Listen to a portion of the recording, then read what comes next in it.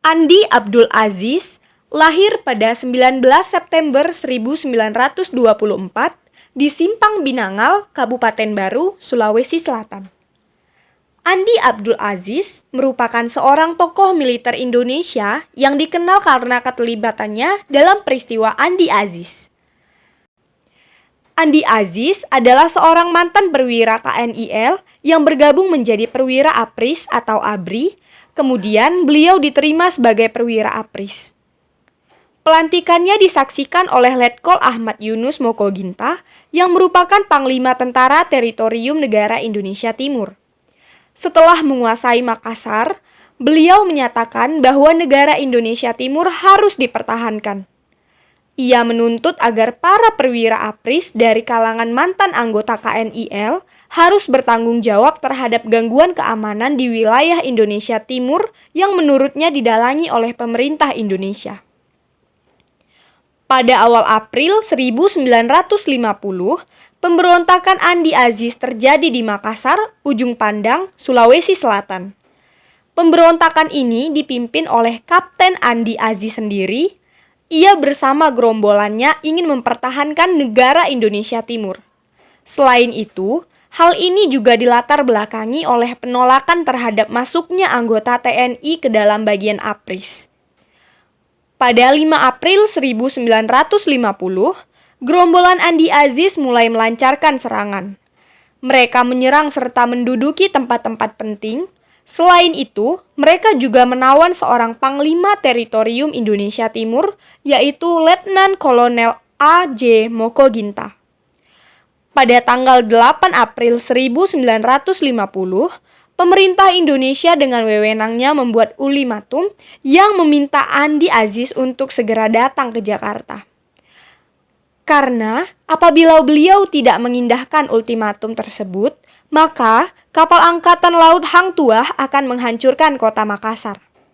Ultimatum ini hanya berlaku selama 4 hari, tetapi beliau tetap tidak mengindahkan ultimatum tersebut.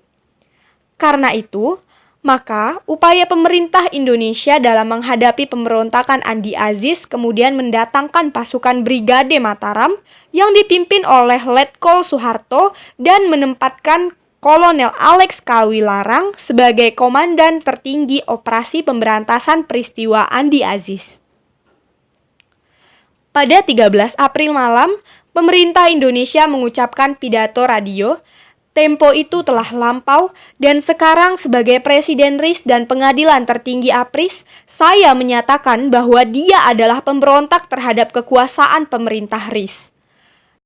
Setelah pidato tersebut disiarkan, Andi Aziz dinyatakan sebagai pemberontak. Akhirnya, beliau baru datang ke Jakarta pada 15 April 1950 setelah mendapat jaminan dari Sri Sultan Hamengkubuwana IX bahwa ia tidak akan ditangkap. Tetapi, karena ia sudah terlambat memenuhi ultimatum, ketika sampai Jakarta, ia langsung ditangkap sebagai pelaku pemberontakan. Pada 5 Agustus 1950, pasukan Andi Aziz mendadak mengepung markas staf Brigade 10 atau Garuda Mataram di Makassar. TNI berhasil memukul mundur pasukan pemberontak pada peristiwa Andi Aziz setelah mereka bertempur selama 2 hari dan pasukan KNIL meminta berunding dengan TNI.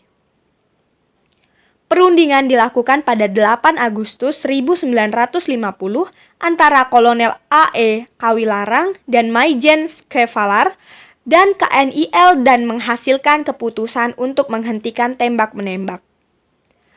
KNIL harus menyerahkan senjata dan meninggalkan Makassar dalam waktu 2 hari.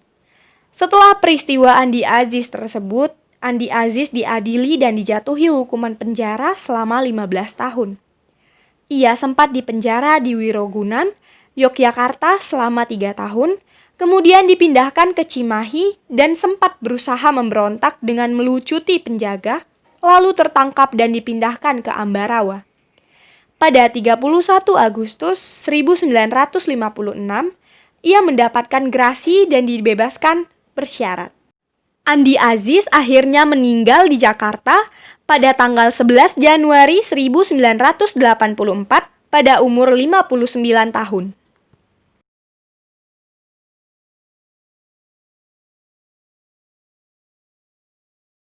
Pemerintah Indonesia yang berperan dalam pembuatan ultimatum tersebut tak lain ialah Insinyur Soekarno. Dr. Insinyur Haji Soekarno adalah Presiden pertama Republik Indonesia yang menjabat pada periode 1945 sampai 1967. Insinyur Soekarno memiliki peran yang sangat penting bagi Indonesia karena jasanya ia membawa Indonesia menjadi negara yang merdeka, sehingga jika disimpulkan, ia memiliki peran yang sangat penting bagi kehidupan masyarakat Indonesia. Selain sebagai proklamator kemerdekaan Indonesia yang terjadi pada tanggal 17 Agustus 1945, Soekarno juga merupakan orang yang pertama kali mencetuskan konsep mengenai Pancasila sebagai dasar negara Indonesia dan ia sendiri yang menamainya. Dari peristiwa ini, kita dapat belajar bahwa untuk mempertahankan sesuatu, maka kita harus berjuang dan jangan takut untuk kalah.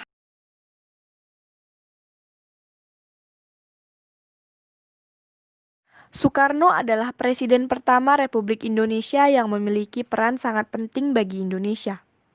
Beliau sangat dipandang dan dihargai oleh seluruh rakyat Indonesia karena sifatnya yang tegas dalam mempertahankan negara, termasuk pemberontakan Andi Aziz.